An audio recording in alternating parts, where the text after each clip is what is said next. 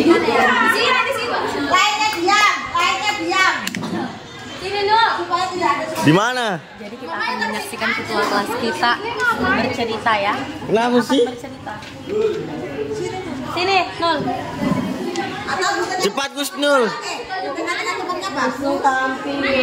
Mau nggak di tengah-tengah? Udah, situ aja kamu. Saya di sini, Bu. Taruh aja nggak sih? Enggak, aku mau pegang, aku mau zoom. Di sini aja kamu taruh biar dia stabil. Ya, boleh. Sabar. Assalamualaikum warahmatullahi wabarakatuh. Waalaikumsalam warahmatullahi wabarakatuh. Kenalkan, nama saya Husnul Hafizah. Saya akan menceritakan sebuah cerita rakyat yang berjudul Sejarah Danau Toba. Sejarah Danau Toba bermula dari lahirnya sebuah anak yang bernama Toba. Ia adalah terlahir yatim piatu. Danau Toba memiliki pekerjaan sebagai petani dan mencari ikan di sungai yang dekat dari rumahnya. Pada saat itu, Danau Toba sedang memancing ikan di sungai. Dia mendapatkan ikan emas yang begitu besar dan ia tertarik untuk memelihara ikan tersebut. Kemudian ia membawa pulang ikan tersebut ke rumahnya dan memeliharanya. Ternyata ikan emas tersebut bisa berubah menjadi sebuah putri yang cantik. Pada saat pertama kali melihat, ia terpukau melihat putri yang cantik tersebut. Ia pun jatuh cinta pada pandangan pertama. Ia diperintahkan kepada ibunya untuk membawa sebuah makanan ke sebuah ladang yang ditempati ayahnya sedang bekerja di sana. Ia pun membawakan makanan kepada ayahnya di ladang, tapi di pertengahan perjalanan ia merasa lapar dan memakan bekal tersebut hingga habis. Setelah ia memakan bekal tersebut, ia melanjutkan perjalanan ke ladang dan ia menyampaikan kepada ayahnya bahwa ia menyampaikan kepada ayahnya bahwa ia sudah memakan bekal tersebut. Ayahnya pun murka karena ia sudah merasa lapar tetapi bekal tersebut tidak sampai kepada ia. Sehingga ayahnya mengatakan kepada Samosir, "Samosir, kamu adalah anak ikan." Sehingga terjadilah langit bergemuruh dan menghitam dan air hujan tak henti-hentinya turun sehingga membuat sebuah danau yang kita kenal sekarang adalah Danau Toba, dan di pertengahan danau terdapat sebuah pulau yang bernama Pulau Samosir. Sekian, assalamualaikum.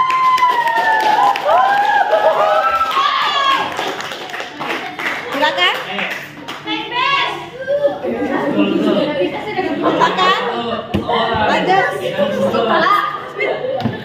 Orang dan namanya dulu Toba dulu bukan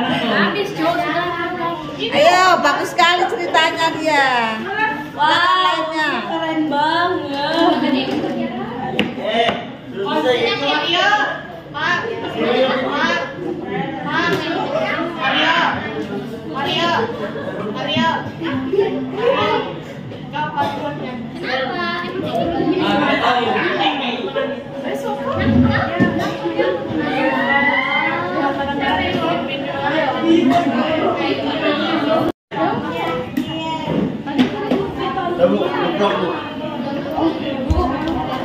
Dari menangis bisa nggak Bu? Dia tuh ada ininya loh, ada hasilnya, soalnya dia dari Kalimantan Barat.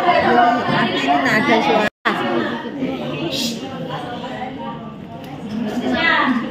Perkenalkan, nama saya Dela Andi Santi. Kali ini saya ingin membacakan sebuah kisah yang berjudul Roro Jonggrang sebagai tugas bahasa Indonesia saya.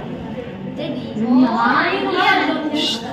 Roro Jonggrang menceritakan sebuah kerajaan yang dipimpin oleh Raja Prabu Baka dengan putrinya yang bernama Roro Jonggrang.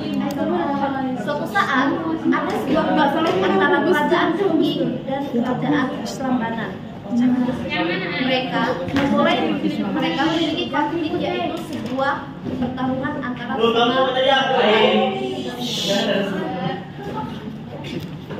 mereka mulai perang yang dimana kerajaan Tinggi dipimpin oleh bisa ulang bentar nggak Bu?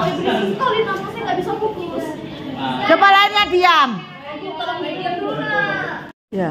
Selamat pagi, assalamualaikum warahmatullahi wabarakatuh. Perkenalkan, nama saya Bella. Jadi saya ingin menceritakan sebuah cerita yang bernama Roro Jonggrang. Roro Jonggrang menceritakan sebuah kerajaan yang dipimpin oleh Raja Prabu Baka dengan istrinya yang bernama Roro Jonggrang. Suatu saat, kerajaan Prambanan memiliki konflik dengan kerajaan Kediri. Mereka memulai sebuah pertarungan yang dimana kerajaan Kediri dipimpin oleh Bandung Bondowoso. Singkat cerita, kerajaan Kediri memenangkan sebuah pertarungan dan ia mengambil alih sebuah kerajaan Prambanan. Saat dia memasuki istana kerajaan Prambanan, ia melihat Roro Jonggrang yang sedang bersembunyi di dalam istana. Dia terpesona dengan kecantikannya dan ia langsung jatuh cinta pada saat yang pertama. Di balik itu, Roro Jonggrang yang mengetahui konflik ayahnya yang dibunuh oleh Bandung Bondowoso jelas menolak pernikahan yang diajukan oleh Bandung Bondowoso. Namun, Bandung Bondowoso terus memaksa hingga akhirnya Roro Jonggrang menyetujuinya. Tapi dengan syarat ia ingin Bandung Bondowoso membangun sebuah 1000 candi dalam waktu yang singkat. Singkat cerita, Bandung Bondowoso menyetujui persyaratan yang diberikan oleh Roro Jonggrang. Ia pun memulai membangun sebuah candi yang dibantu oleh roh-roh halus. Saat tengah malam, 1000 candi yang diminta oleh putri Roro Jonggrang sudah mulai jadi. Mengetahui hal itu, Roro Jonggrang panik dan ia segera berpikir bagaimana agar menghasilkan pekerjaan yang dilakukan oleh Bandung Bondowoso. Dia pun dengan daya-dayanya berpikir dengan menunduk sebuah lusuk dan membakar sebuah jerami yang mengakibatkan ayam-ayam berkokok. Mengetahui hal itu, roh halus yang mengira ini sudah wajar, ia pun langsung pergi menyisakan sebuah candi yang hampir jadi, yaitu candi yang kelas 999. Merasakan keanehan, akhirnya Bandung Bondowoso pun mengetahui akal liciknya Roro Jonggrang. Saat itu ia pun menemui Roro Jonggrang dan ia marah besar kepada Roro Jonggrang. Dengan adanya hal itu, Bandung Bondowoso mengutuk Roro Jonggrang sebagai arca yang ke-1000. Singkat cerita dari cerita ini adalah sebuah cinta dari Bandung Bondowoso yang ingin menikahi Roro Jonggrang namun ditolak. Dan Roro Jonggrang memberikan sebuah syarat. Namun Bandung Bondowoso malah ditipu dan ia pun marah besar kepada Roro Jonggrang dan mengakibatkan Roro Jonggrang menjadi sebuah candi yang ke-1000. Candi Prambanan ini atau yang kita kenal dengan candi yang terletak di Jawa Tengah, tepatnya di bagian Klaten. Sekian dari kisah saya. Wassalamualaikum warahmatullahi wabarakatuh. Waalaikumsalam warahmatullahi wabarakatuh.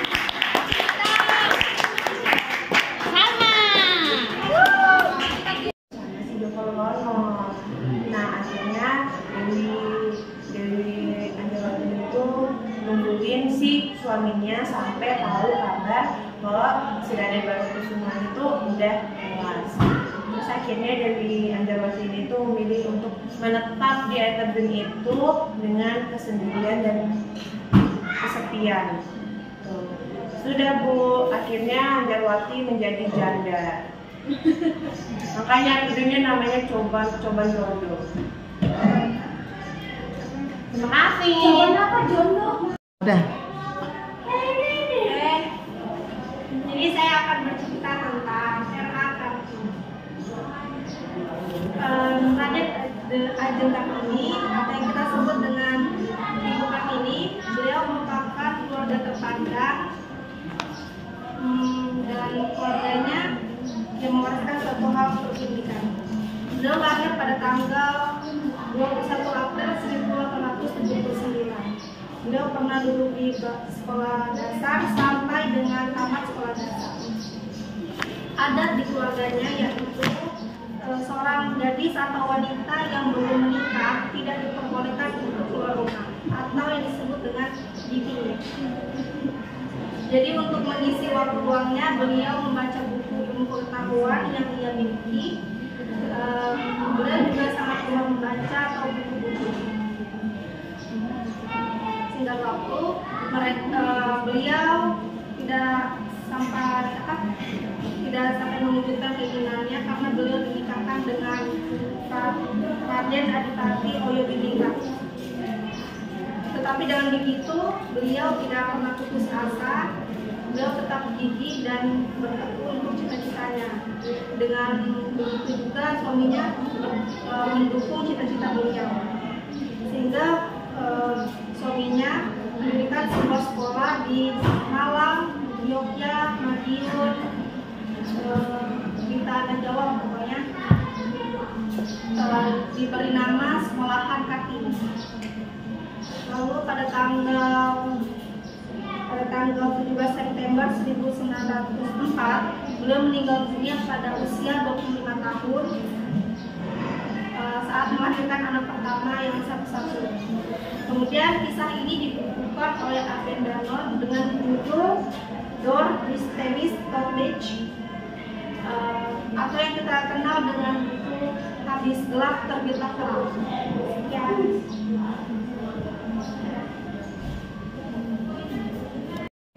Jadi saya akan menceritakan legenda tentang Roro Jonggrang.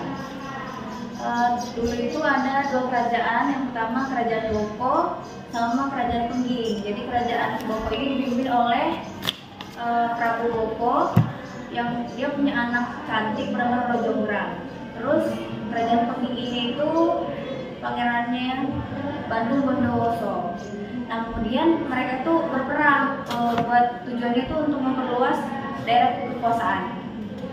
Tapi perang tersebut dimenangkan oleh kerajaan Pengging yang dipimpin oleh Bandung Bondowoso. Kemudian si pembantunya Prabu Boko ini namanya Patibu langsung lari ke kerajaan Boko untuk memberitahu putrinya itu si Roro Jonggrang bahwa ayahnya udah meninggal. Terus pada akhirnya si Bandung Bondowoso ini sama itulah ya Bu, ke kerajaan Boko. Nah pas dia pertama kali ketemu sama Roro Jonggrang dia langsung jatuh cinta karena cantik. Terus itu dia berusaha dapetin Roro Jonggrang. Dia udah nyoba lama tapi si Roro Jonggrang ini nggak mau karena si Bandung Bondowoso kan penyebab kematian ayahnya terus menjajah negaranya. Dia nggak mau. Terus si Bandung Bondowoso ini maksa si Roro Jonggrang. Akhirnya si Roro Jonggrang mau, tapi dia kasih syarat si pangeran ini harus bisa bangun 1000 candi dalam 1 malam.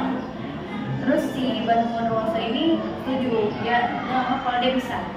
Tapi dia membuat rencana dengan mengambil makhluk halus, jin, setan, dan dedepit dari berbumi. Terus akhirnya semua yang ada di kerajaan itu tertidur lelap. Dia menjalankan rencananya. Itu udah sekitar 999 candi yang terbuat. Roro Jonggrang tahu, terus dia kayak mau menggagalkan itu. Akhirnya dia minta bantuan dari Patibu buat menggagalkan dengan cara, sebenarnya awalnya gagal karena si Bandung Bondowoso ini udah tahu kayak cara kalau ada sesuatu itu udah cegah gitu. Kemudian cara kedua itu berhasil dengan bantuan Patibu. Terus udah kan yang terbangun jadinya cuma 999 candi. Kemudian si Bandung Bondowoso ini tahu kalau kegagalan itu diakibatkan dari kecurangan si Roro Jonggrang. Dia marah, murka, terus mengutuk si Roro Jonggrang menjadi batu. Jadi kan ada 999 candi. Yang candi terakhirnya ini si Roro Jonggrang, jadi genap 1000. Itu. Terima kasih. Tepuk tangan.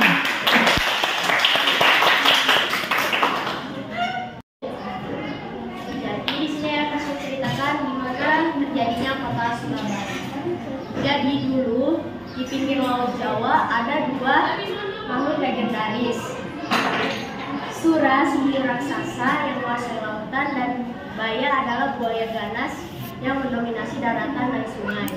Mereka berdua adalah makhluk yang kuat di wilayah mereka sendiri. Namun meskipun memiliki wilayah sendiri, Sura dan Baya selalu merasa tidak puas. Mereka berambisi untuk menjadi penguasa tunggal, memerintah laut, darat, dan sungai sekaligus. Hingga suatu hari di tengah rasa tidak puas itu mereka bertemu di pertemuan antara sungai dan laut yang tempat itu kini dikenal sebagai Muara Sungai di Surabaya. Dan pertarungan dahsyat pun dimulai. Sura dan Baya bertarung dengan sengit, menggoncang daratan dan membelah ombak. Pertarungan pun terjadi selama beberapa hari dan tidak ada tanda-tanda siapa yang akan menang karena baik dari Sura maupun Baya sama-sama kuat. Hingga akhirnya mereka membuat kesepakatan. Sura akan menguasai lautan dan Baya akan mendominasi di darat. Dan mereka juga berjanji tidak akan mengusik wilayah satu sama lain. Walaupun sudah membuat kesepakatan,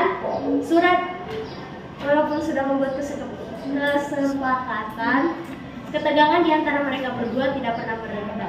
Para masyarakat setempat yang menyaksikan dan mendengar kisah ini pun akhirnya memberi nama wilayah itu sebagai Surabaya, sebuah simbol kekuatan dan keberanian dalam menghadapi segala bahaya. Jadi kira-kira seperti itulah di mana terjadinya kota Surabaya. Terima kasih.